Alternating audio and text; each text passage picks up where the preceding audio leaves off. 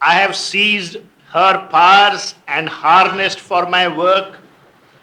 I have shaped her metals and new metals made. I will make glass and raiment out of milk. So you will have clothes made of milk. So if you have acidity, you don't have to do anything else. You bite your shirt sleeve. So made raiment, make iron velvet, water, unbreakable stone. Like God in his astuce of artist skill, mold from one primal plasm protean forms, in single nature multitudinous lives, etc., etc. Then he says, what God imperfect left, I will complete. Out of a tangled mind and a half-made soul, his sin and error I will eliminate. Any sin or any imperfections that God has left in this world, I will eliminate them. What he invented not, I shall invent. He was the first creator, I am the last. So this is the ego, and no doubt that the chariot of science has been hijacked by this ego and is promising more and more comforts, etc. Very soon, you will have to go to a yoga class to be able to get up early in the morning straight. We haven't straightened my back yet. Our forefathers would have laughed at you. What is he doing? He's going jogging. Because he has no other exercise, so he has to go for jog every day. Because there is nothing left, so more and more comfortable.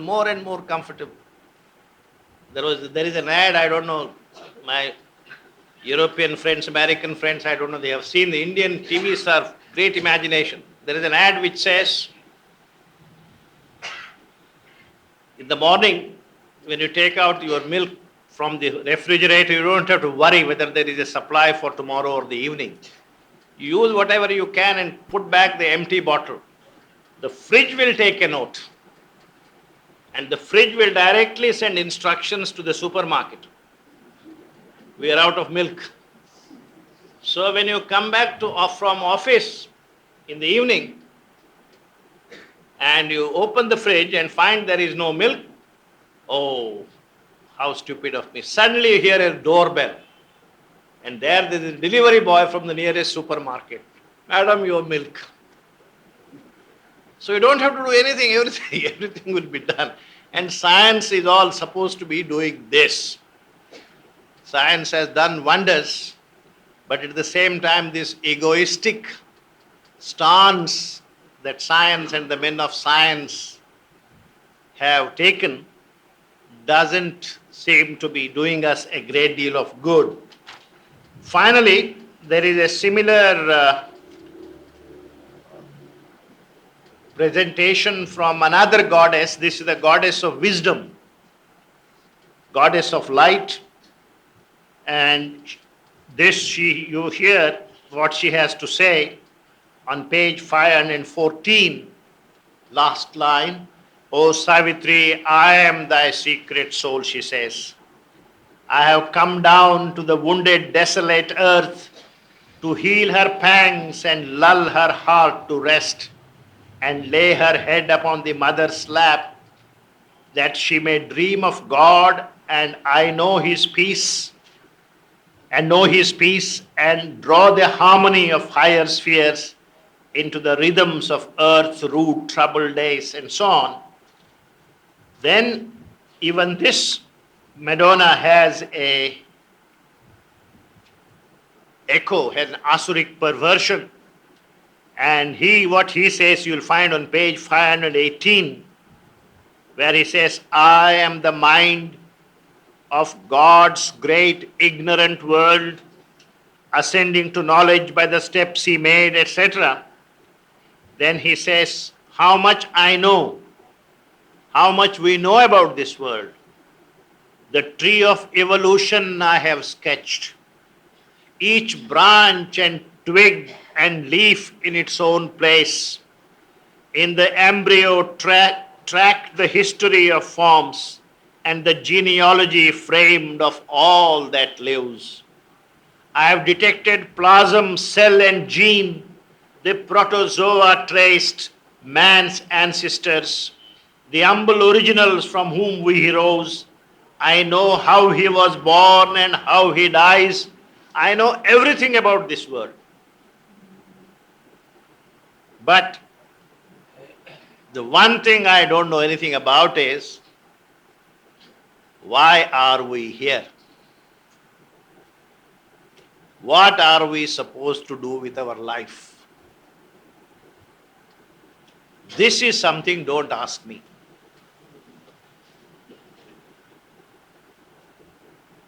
Has life a meaning? Don't ask me. This is not a philosophical question at all. It doesn't interest me. Don't ask me any of these things.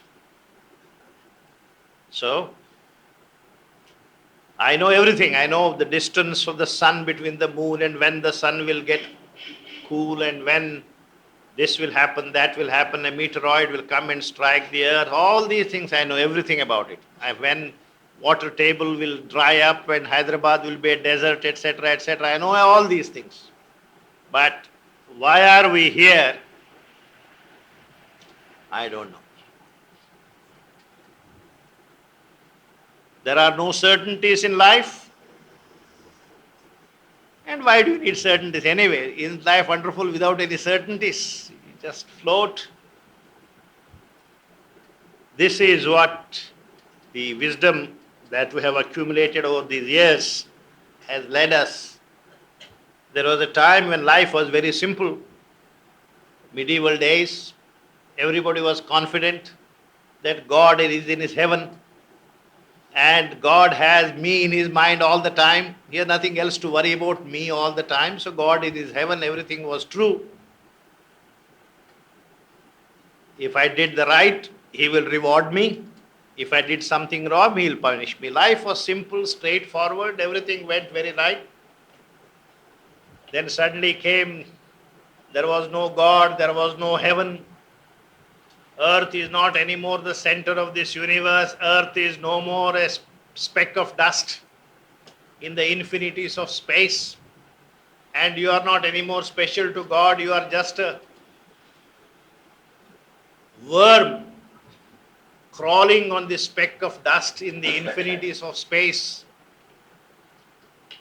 And so, everybody, you are lucky we don't know all this wisdom. Ask our friends from the West. They are told they are just worms. And life has no meaning. They are just asking, what is life for? Why are we supposed to live our life? How are we supposed to live it? In India it is very easy. Why are we supposed to live your life? So that you can feed your wife and children and earn enough pension before you retire, so that you can build a house, and by the time the roof is put on the house, your innings is over. So you don't have time to ask, why have I lived? In the West, at the age of 18, all these things are guaranteed. You have your girlfriend, you have mortgaged house, you have your car, everything. Now what do I do with all this? Don't ask me. So this is what is happening with all this knowledge. Even this knowledge has been hijacked. Now, one of the central things about Sri Aurobindo's philosophy is he has put purpose back into life. He says, no matter whether you are Bill Clinton or Lalu Yadav or just somebody very simple in somewhere, your life is as precious as anyone else's life to God. It has a meaning which is as precious, as central to God's purpose as anyone else's. So once again, he has put back our lives on track. So we suddenly begin to feel, oh, am I that important to God? Am I that important? And Sri Aurobindo's answer is yes. And so life gets a purpose once again, not in the darkness of medieval ignorance, but in the light of modern knowledge. Sri Aurobindo has once again reinstated man. And he says, you are as important, you are the basic agent of this evolutionary world, and you have to make a great contribution to this. And all that is something very great. I mean, educated people find this great liberation as certainly a great purpose to their life given back to it, meaning to life given back to us. That's the great thing that Sri Aurobindo's philosophy and books have done. And so once again, there is this Madonna of wisdom, and the warped echo of that. And Savitri says to all these, Madonna of light, mother of joy and peace, thou art a portion of myself put forth to raise the spirit to its forgotten heights and wake the soul by touches of the heavens. Because thou art, the soul draws near to God. Because thou art, love grows in spite of hate, and knowledge walks unslain in the pit of night. But not by showering heaven's golden rain upon the intellect's hard and rocky soil can the tree of paradise flower on earthly ground. And the bird of paradise sit upon life's boughs, and the winds of paradise visit mortal air. You can't do much cultivation on the barren land called the mind and the human intellect. There are other places to cultivate, and that is the spirit, that is your soul. It is on that ground that you can grow this tree of paradise. All these can be possible on that ground and not on this intermediary plane called the mind and the intellect. Well, we now come to a very, very important canto, Canto 5. Those of you who have been attending these talks know by now by experience that the dining room is just 5 minutes walk from here. And I make sure that nobody gets late for the dining room. So although it is 11:05, I think we can go on for some time and leave in good time so that we can also be there on time. So no need to feel anxious on that count. This canto, Finding of the Soul, is a wonderful, very, very difficult, complex canto. It has 2-3 parts to it. This is the canto in my mind where Savitri finally crosses the boundaries of the overmind and gets into the supramental consciousness, and the supermind descends into her. This is what is described here. Because the 4th canto, where we met these 3 Madonnas, they're already overmental goddesses. So she's already there, and she is now, Savitri is now about to transcend the boundaries of the overmind. Now, before she does that, she goes through a tremendous experience which is known by the general term, the dark night of the soul. You will come across this phrase in the writings of Christian mystics. Buddhists also talk about the dark night of the soul. They call it Shunya Marg. And there are also similar things in the Advaitic sadhana. Now, this is an experience where you are emptying yourself of everything completely. You become completely a void, completely blank. That's because it's like, you are taking the instrument that you are so close to God that the signals that come from that source swamp the equipment. The equipment cannot receive it anymore. You see, you are used to receiving this from a distance, you are all right. But if you are taking it so close to God, the signals that come are so overwhelming that the instrument doesn't function anymore. All the certainties you are used to, etc., don't certain anymore. This is a dark night of the soul. There is also a dark night of the body. Mother talks about it in several places in agenda. When her body refused to accept any of the normal laws of functioning of the body known to doctors. All the doctors can say is, this is heart failure, this is kidney failure, this is that, this is the other thing. But actually what was happening was she was leaving an old system of functioning of the body and getting into the new. And this transition, there are no doctors for this transitional, there is no medicine for this transitional period. Exactly the same way as it can happen mentally or spiritually, it can also happen physically. And this is what is described here. Savitri is going to this region. And is she approaching it? It's very beautifully described here. As I said, this is the, dark night of the divine. There is also this beautiful book called The Cloud of Unknowing, where you have a description of your experience. You simply, completely feel devoid of everything. You don't seem to be able to pray. You don't seem to be able to have your usual relationship with God. Everything is lost, and you don't know where you are. It's that kind. It's an intense phase of suffering and pain, because before you can be ready for the new, the old has to be given up. And one of the problems in spiritual sadhana is this problem of being able to give up what you have earned with great effort. Now, if you are not capable of giving up, you become little frozen saints at various points.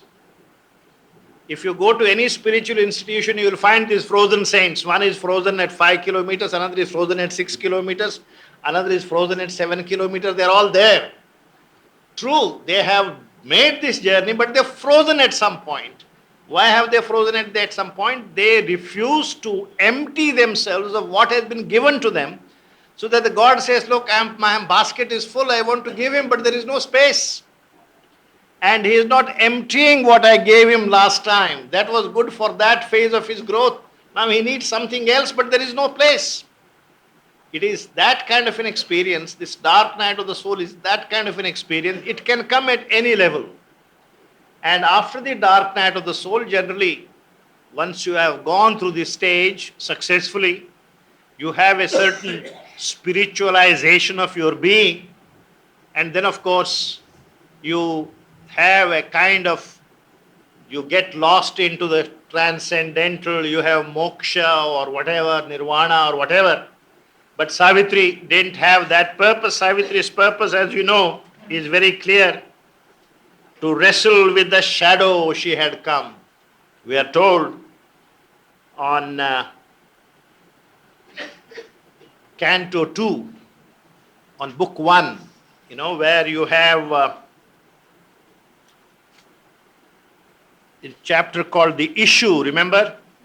Long time ago, we did it about 10 years ago. On page 17. What is the issue in Savitri's life? And the poet describes it, says, for this she had accepted mortal breath, to wrestle with the shadow she had come, and must confront the riddle of man's birth, and life's brief struggle in dumb matter's night, whether to bear with ignorance and death, or hew the ways of immortality, to win or lose the godlike game for man, was her soul's issue, thrown with destiny's dice. but not to submit and suffer was she born. To lead, to deliver was her glorious part. So Savitri here cannot manage from this dark night of the soul to go into some kind of a transcendental experience. She has to go on to further fulfillment, further realization. And on this path, this is a path that the Savitri has chosen. One of the things that Savitri does is Savitri follows different sadhanas, different disciplines. And these different disciplines Savitri follows with the purpose of purifying, as it were, those paths, making them safe for you and me. So whatever paths the mother followed, whatever sadhana she did, partly she did it for your sake and my sake, because she thought that by going through that path, by that particular path will get purified, as it were, for you and me, because some of these paths were hewn a long time ago historically, and there were some unnecessary things there. So she simplifies, she purifies things. So there is a prayer also in prayers and meditations where Mother even directly mentions this, that I have taken different paths, I have followed these different paths so that these paths will get purer, will get more convenient for other people to follow. Similarly here, this path of the dark night of the soul, later on you will find also Savitri gets into the experience of nirvana, for not the nirvana of the Advaitic kind, but this is a different kind of nirvana. So all these experiences she goes, but none of these is her resting place. These are all phases, these are all little stations on her onward journey. And Savitri, of course, is, as you know, this entire thing we are talking about, she is looking for her soul. And who is Savitri's soul? Savitri's real being, she is the manifestation of the supreme Aditi. When we talk about Sat and Chit and Ananda, she is the Chit, she is the consciousness force. And to be able to meet this Chit, this abode of this Chit is not in the overmental world, it is in the supramental world. She has to go there. So you are finding your soul, my finding my soul, and Savitri finding hers. They are not the same kind of a story. It's a totally different kind of thing. She has to go to the supramental before she can meet Aditi, the Adi Shakti. And that is what Savitri is, and it's an emanation of that on this earth. So this is, to my mind, to my reading, talks about Savitri's gradual opening, getting into this vast region of the supramental, and that is described later after this experience of the dark night of the soul. We did it last year. I read out some prayers parallel to this, etc. We don't want to go into it for fear that we may not be able to go on to what really we want to do this time, which is Book 8 and Book 9. So I'll just read a few lines. Onward she passed, seeking the soul's mystic cave. At first, she stepped into a night of God. She stepped into a night of God. I am not equating it either with the Christian description of the dark night of the soul or the Buddhist or even the Advaitin. All that I am saying, there is something essential to this experience that Savitri is now going through. The light was quenched that helps the laboring world. The power that struggles and stumbles in our life. This inefficient mind gave up its thoughts, the striving hearts, its unavailing hopes. This is a process of emptying. Your mind is emptying all its contents. Your heart is emptying all its desires, wills, ambitions, etc. All knowledge failed, and the ideas, forms, and wisdom screened in awe her lowly head, feeling a truth too great for thought or speech, formless, ineffable, forever the same, an innocent and holy ignorance.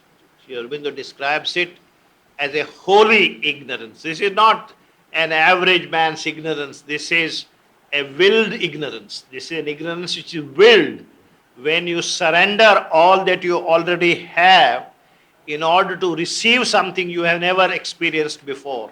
That's why he describes it an innocent and holy ignorance, adored like one who worships formless God, the unseen light she could not claim nor own. This is the search and seeking for the unmanifest. Everything manifest you reject. You keep rejecting everything manifest. This is the other path of saying, Neti, Neti, this is not God, this is not God, this is not God. You keep rejecting everything and emptying yourself more and more. It's easy for me to be eloquent about it, but the one who goes through this experience, it is not easy.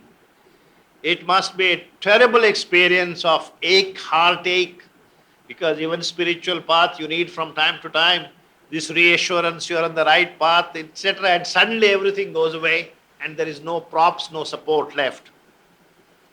In a simple purity of emptiness, her mind melted down before the unknowable.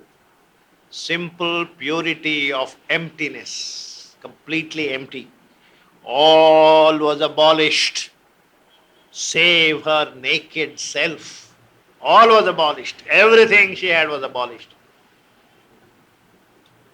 See, when the mother came here and met Sri Aurobindo for the first time, remember, after meeting Sri Aurobindo, she went back to her room, and in that diary that day she said, "He whom I saw, as long as he is on earth, no darkness can prevail." God's path or something, she said. That was an assurance for her that this time God is going to triumph. Later on, somebody asked Sri Aurobindo, what did you feel when you first saw the mother? She said, I had never realized a human being or is ever capable of such complete surrender, complete emptying. You know surrender? It's easy, isn't it? We are all surrendered to God. I always tell people, Sarva dharman parityajya mam ekam sharanam vraja. It comes in the 18th chapter of the Gita. Gita has 18 chapters in all. So, this is the 18th chapter and the verse number 66. Almost the concluding verse. In other words, if you can really do this, you have succeeded in the sadhana prescribed in the Gita. So it's not the first step. It may be the first step. It is also the last siddhi. And so here you will find Savitri offering herself, surrendering everything she had. And the mother, when she came from Japan, she was not a novice. She was not just a senior sadhika here doing postgraduate work. She had her own glories she had earned. But in 1 second, she was able to abolish all that, surrender all that, everything. And Sri Aurobindo said, the one thing that is needed for the supramental's descent is this capacity for surrender. So that's the measure of your spiritual greatness, your spiritual capacity, how much you can surrender. So when you read this, you remember, this later on also there are similar phases in Savitri's yoga where she is capable of offering to herself. things that she offered herself. The supramental realization was almost in her hand like this, just like that. She suppressed it. She hid it in the deepest recesses of her being to be able to do the other yoga, the yoga of the body, and the pain and the suffering that involved, if you really look at it. We all talk about the great sacrifice of Christ. And Avatar really comes here for this sacrifice. I always tell people Indians have a wrong notion of an avatar. Avatars, we think, come here to perform miracles. Lord Krishna lifted Govardhan, not even with a palm, but the little finger of the left hand. He could have used the thumb. But little finger of the left hand, he lifted the whole mountain Govardhan. So we all remember all these miraculous things about Avatar. Of course, legend has developed these various kinds of legends. There is no doubt in my mind that Krishna did exist, and Sri Aurobindo himself vouches for it. He thinks he is the one who, the descent of the overmind, when he said descent of Krishna into the physical and all that. But if you really look at Krishna's life, it's a life of great suffering.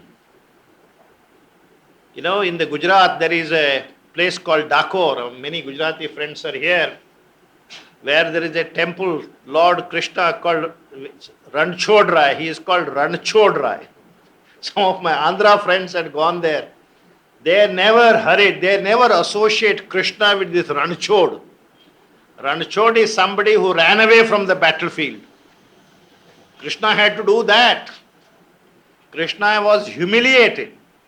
Krishna was regarded as a first-rate rascal by many of his compatriots at that time. You will see, for even an avatar, Rama, Rama came from Pushpak Viman from Sri Lanka. He came down, that's what we remember. Even better service than Air India or Indian Airlines or whatever. But if you really are given a choice, are you willing to live the life of Rama? No, because it's a life of constant struggle and suffering. Just imagine the young boy of 14, you have just come back from your training and you look forward to good food prepared at home by Kaushalya and this, that and the other. Comes this Vishwamitra and says, out with me to the forest. And forest is not picnic, it's not Shamadan. In those days you had to fight with these people. And that done, he got a bonus, he got Sita in the bargain. He didn't know that. He comes back and now willing to settle down as the heir apparent. He was going to be crowned as Yuvraj, and suddenly this Kaikeyi episode comes and he has to go to the forest for 14 years. And those forests were not like travelers' bungalows these days you have. They were real forests, and be there for 14 years. At the end of the 14 years, when you come back from a hunting expedition, you will find your life is lost. Sita is gone. All these, she was Ravan, all these troubles, Ravan is killed and Sita is brought. And then, when she was carrying love and kush in her womb, she had to be driven out of the palace. And from that day, Ram never slept on a bed. He always slept on the bare floor. We don't remember any of these things. We only remember the magic. The avatar comes for these things.